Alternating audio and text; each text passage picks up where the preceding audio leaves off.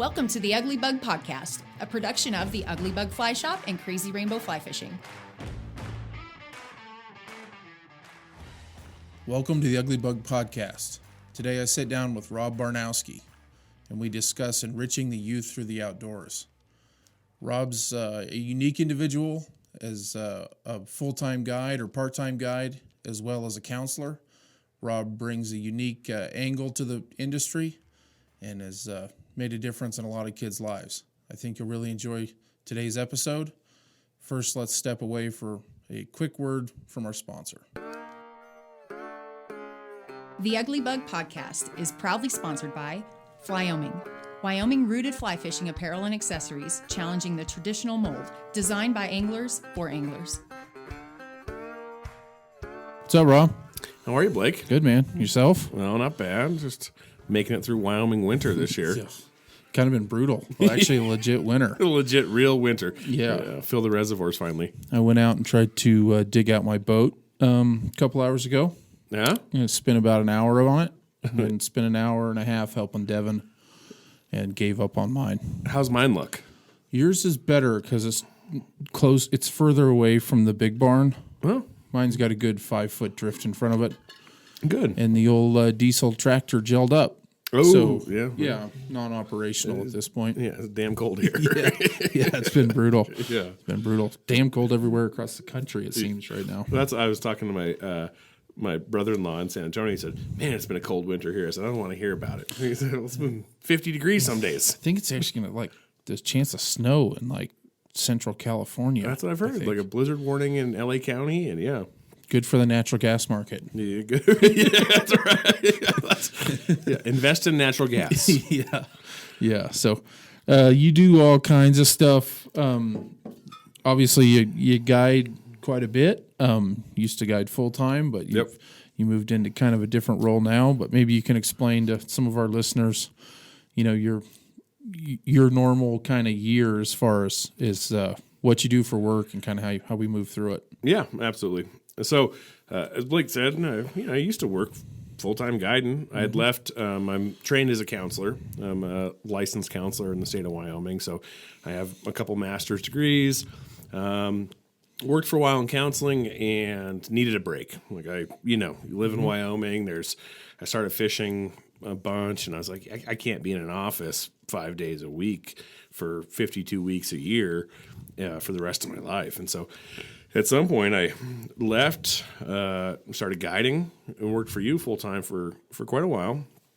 And after a few years, my wife said it's time to grow up, Peter Pan. And I had a good opportunity where I could keep guiding and work in counseling. So I took a job in the school district where I work with gifted and talented students. And so I, work normal teacher schedule. So I work, starting in early September until early June, and then I can guide weekends, I can guide summers, and I get to fish more too, which is nice too, right? Right. When you're guiding for a living, sometimes it can be tough to carve out fishing that isn't in weather no one else wants to fish in, right? If you're really trying to make some money. So did that, and one of the passions that I'd had moving from a ways back was that Wyoming has so many interesting jobs in outdoor industries, and not all of them require college educations. I went to college. I think it's valuable, but it's not for everybody. And there's really neat passion industry jobs where I always felt like I was blessed to be able to guide, lucky to be able to make that work. I thought, we need to have people that, I came into it when I was, 25. We need to start talking to kids about these kinds of recreational and passion-based jobs when they're younger, so they see them as careers or as kind of alternatives to careers or supplements to careers, all those kinds of things. And so one of the things I was passionate about was how do we get more young people involved in fly fishing and outdoor industries, whether it's being a guide, whether it's doing shuttles or making lunches or working at a lodge. I mean, there's so many jobs attached to the industry.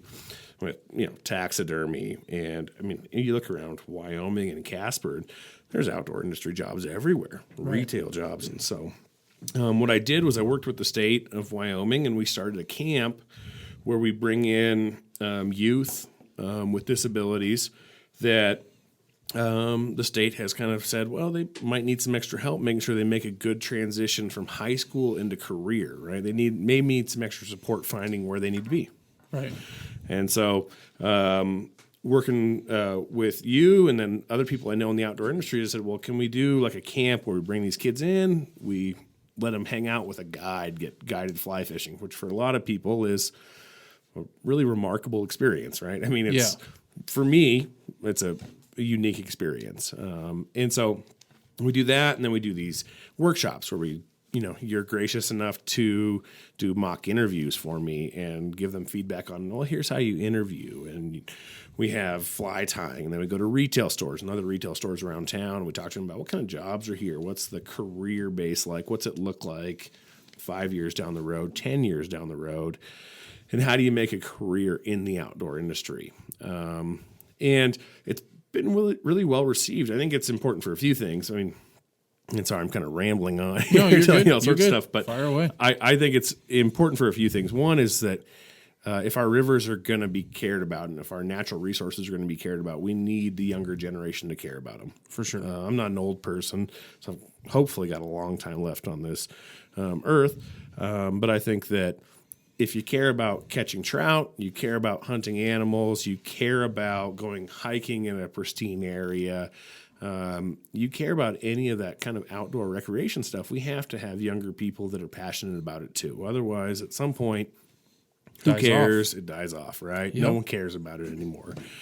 Additionally, outdoor recreation seems to be just growing, right? I mean, as an industry in states that like Wyoming and Montana and the West and really all over, it's an important industry for states. We think in Wyoming here, 2 years ago, we surpassed outdoor recreation became the number 2 industry in the state behind minerals, right? Behind minerals, yeah. But that was a huge hurdle to surpass farming and ranching in a state like Wyoming. And obviously Montana's going through the same. Utah's doing it, right? Colorado, obviously. Yeah. The same boat. And we have something special here that people want to come be a part of. And so we need people in the industry that are passionate about it and care about it. And so, I think, so now that's what I do in a year is I work for the school district for 9 months. I work with gifted and talented students as a counselor. And then weekends when I can, I guide. And then I guide in the summers. And then I host camps a little bit too. And so kind of 3 different jobs, I always joke. But to me, they're all fun jobs. I really enjoy all of them. They provide a nice balance in life. Sure. So the gifted and talented program, is it a testing-based thing where kids qualify for that, or how does it is? Yeah. So gifted and talented, it's not like in a lot of things, it's like a definitive yes or no. But gifted and talented is a kind of an educational term, right? So it's not universal. So if you went to even another school district, they might say, well, this is what we define gifted and talented as. But in our district I work in, it's a testing thing. And so what we do is we look at kids, and I do the testing for that too, and all the identification for the district. And so we look and we say, well, what we're interested in is not so much maybe how much you know, but what's your reasoning ability? So when you think of intelligence, there's different components of it. So sometimes we're looking at how fast can you solve problems, how well can you solve problems you have to hold in immediate attention, or how strong is your long-term recall of information, or how strong is your crystallized kind of intelligence, the things that you've developed through culture, like language. And so what we really look at is more of the reasoning piece, and strong on the nonverbal piece, where it's more based on like how well can you solve new problems to you? How well can you look at a problem that you've never seen before and reason your way through it by figuring it out? Yeah. So roughly how many students are in the program or, participate in the program? Yeah, so it's a small program. I mean, I'd say right now we're somewhere around 65, 70 kids that participate. And then there's probably that number that are identified that maintain enrollment in a typical general education. Yeah. So the kids in the program all attend one specific school, or do you have them spread out in? No, that's right. Yeah. So in the program, they're all in one school. So we have all gifted and talented kids in an enclosed classroom. So it's a self-contained classroom with teachers that are specially certified in gifted education. And so they're all gifted kids pretty much all day, right? So they're all around kids that are in that very high intellectual ability for the entirety of their day. And we do that from first grade through fifth grade, and then in middle school, for a few years, they have the option of taking a few classes that are gifted and talented, but not all of them. Okay. Yeah. And then those kids moving on to high school, then are they on the ability to take college courses quicker? Yeah. So, I mean, I think what you'll find in high school, and this is the reason there's not a big need for it, is that when you get to high school, you have advanced placement classes, or you have international baccalaureate classes, or you have BOCES, and you start taking college classes, you take advanced placement classes. And so there isn't as much of a need, so it's a more broad-based, open to a lot of kids that would benefit from that type of thing. Yeah. So, yeah. And so when you move on to the camp structure, you're not necessarily dealing with gifted and talented kids, but kids that... Yeah, so we say what the federal government says is youth with disabilities, and that can be a lot of things. I mean, that can be something like a learning disability that's going to maybe impact the way that you take in information and learn things, and so would be benefited, and society would be benefited by you having support, finding good placement and accommodations so that you find a job where you're independent, working, and paying taxes, right? I mean, that's what we kind of want. Sure. I think is the value of work.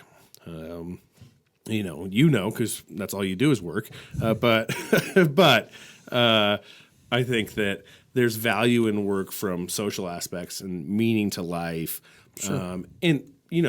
I hate to say my parents were ever right, but there's a good feeling of a good day's work, right? Yeah, 100%. It feels like you accomplished something. 100%. And whether you're guiding, counseling, digging ditches, it doesn't matter. There's a good sense that you used your day productively. Yeah. I think that's a good work placement. Some people don't get that feeling, and that's kind of part of what the camp is for, is to find people that it matches them to a place where they're going to feel like at the end of the day they accomplished something. They have social life there. They have meaning there. They have some value there, right? Yeah. So through the camp, we obviously play a small component in that, but someone on the retail side, a little bit on the guiding side, but they get some other exposure.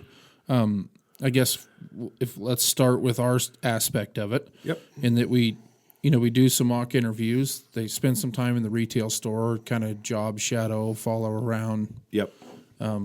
Retail associates on the floor sort of thing. Yep. And then you guys spend some time at our lodge, so they get some exposure there. I assume I really haven't participated in that a ton, but I assume with Lori. Yep. From a cook's chef standpoint. A cook, and then checking in clients, right? So there's still she has kind of a blended job where she's running retail, but also like lodge management, where she's cleaning, cooking, kind of attending to guest needs.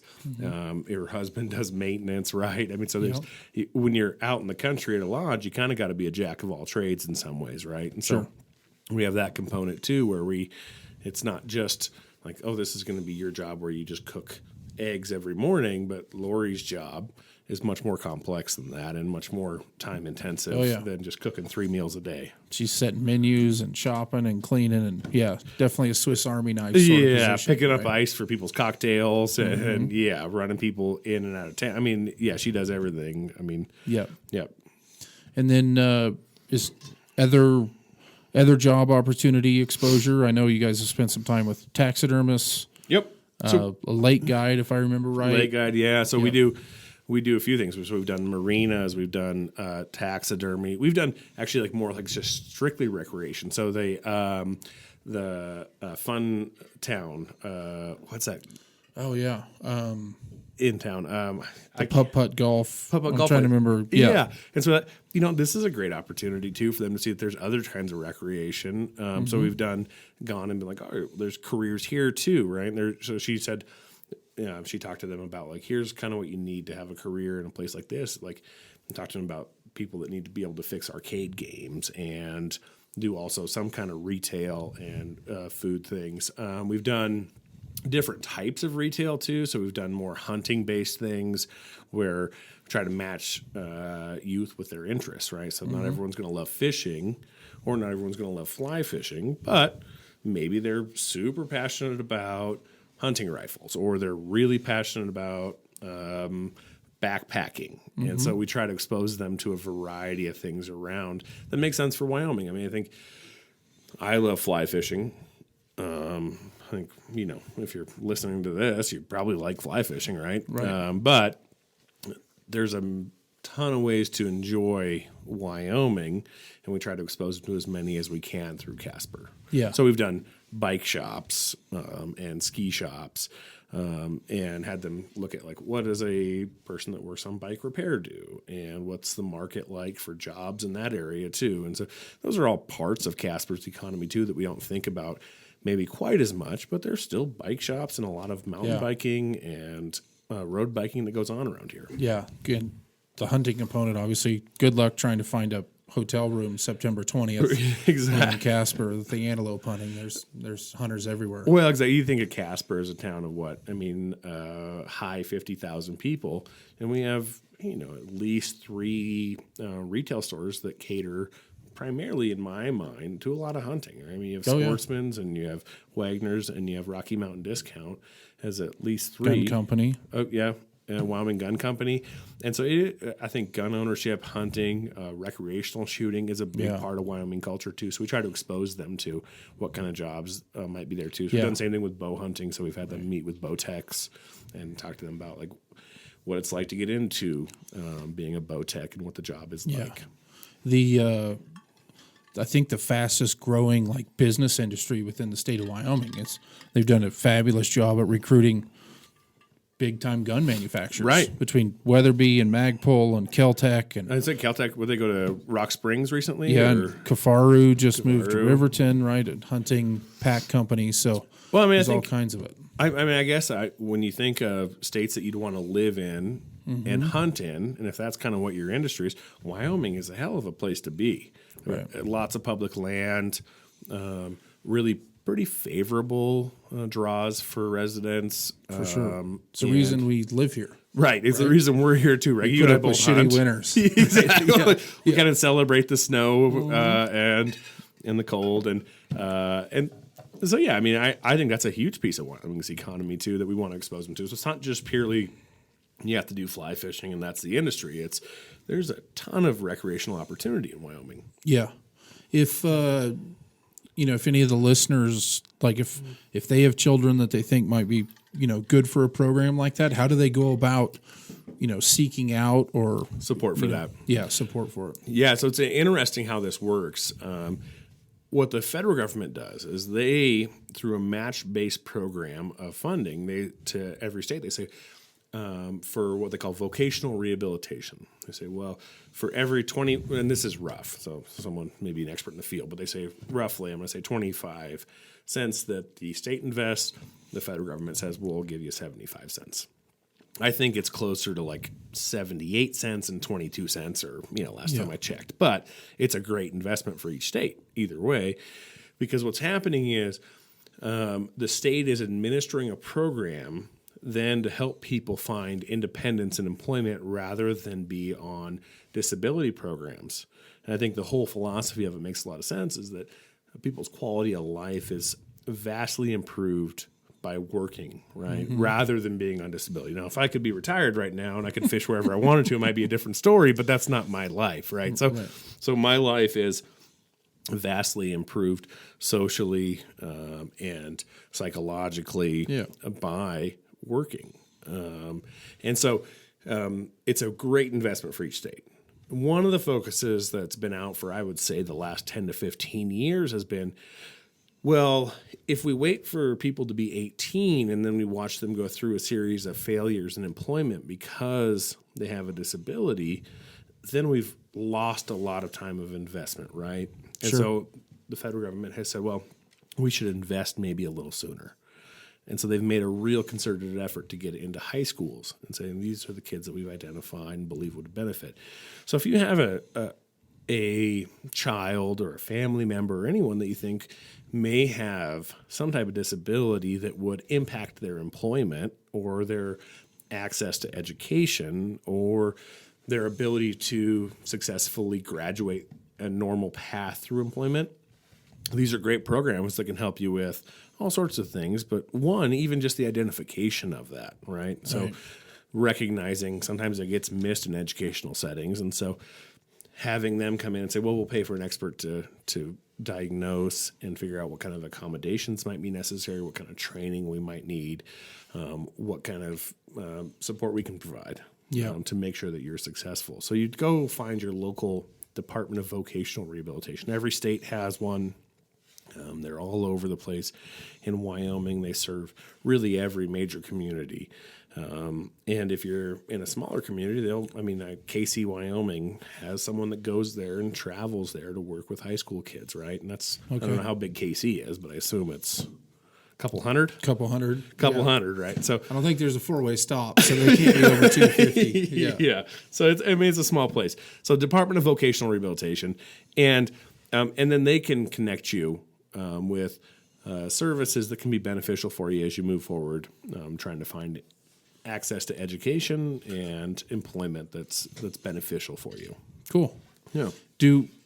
So are kids allowed to be in the program back-to-back years, or is it just a kind of one in so your camp specifically? Is it more one time and then they can come back? Yeah. I mean, I think it's funny when we first started it, we went through the first one, and the first time you do anything, you're going to learn a lot from it, right? Sure. And we got to the end of it, and they were all like, Rob, can we stay longer? Right. Which was great to hear. I was like, hey, we've succeeded. Because beyond, I think, all the educational pieces of like exposure to varieties of employment is the social aspect of we stay at the lodge for these sometimes. Mm-hmm. So we have overnight components where we're going to have unstructured time, semi-unstructured time, right? Right. But it's going to be, we're not sitting around watching TV and playing video games. We're going to go play card games. We're going to play darts. If the weather's nice, we'll go out and do what we call yard Olympics, right? Right. And, we'll get to make new relationships and friendships, which really, if you're going to be successful in life, that's a huge component of it, right? Like you have to be able to communicate with people. I would argue that was probably the biggest benefit of college for me was connections and relationships, right? Right. Where would you be without them? Yeah. I mean, huge. Without your social skills, where are you? Yeah. And I think that the vast majority of successful people, I always tell the kids I work with, I say, even if you work in a lighthouse, you're going to have to interact with someone that's bringing you materials, right? Like, 100%. Like there's not jobs out there anymore. The world has become more flat, right? And the requirements of socialization and getting along with people and group and teamwork are so important. So that's another component of what we do too, is it's not just let's expose you to these things and then drop you off. It's let's hope we make some meaningful relationships with people. Yeah. We have some friends we can move forward to, move forward out of this with. And so, it's a bigger base thing. I think a bunch of people, that's one of the more common questions I get from just random people all the time. It's like, how do you even get your foot in the door or learn about how do you be a lodge manager? How do you become a fishing guide, right? Like the weird hurdles of like people don't understand. If you want to go into engineering, there's a ladder that you take to get there, right? There's a defined path. Yeah. When you get into some of these auxiliary jobs, it's like, well, how do you go about, whatever it is, being a backcountry ski guide or, a fishing guide or how do those components really work is always kind of puzzling. And I think often people don't realize, like, in theory, the fishing industry is much like the ski industry or any of these other hospitality industries, that there takes a lot of people to operate it effectively, right? When you get into lodging and cleaning and sourcing, food and materials and providing quality experiences. It's a lot of people. Yeah. Yeah, I would agree. And I think people look outside from, outside into the fishing industry and like, oh, I just got fishing guides and probably a head guide, right? But it's a complex industry beyond what people really, I think, appreciate sometimes. Yeah. Well, cool. Thanks for joining us so much. Appreciate it. Places people can find you. I know you're not a giant social media guy, but if you were to post, would that be Instagram, or where do people track you down at? I hate to say this. I no longer do social media. And so proud of you. I'm with you. Yeah. And I'll probably get back on it at some point, but I don't do social media. So if you want to track me down, you can Google my name and probably find my phone number.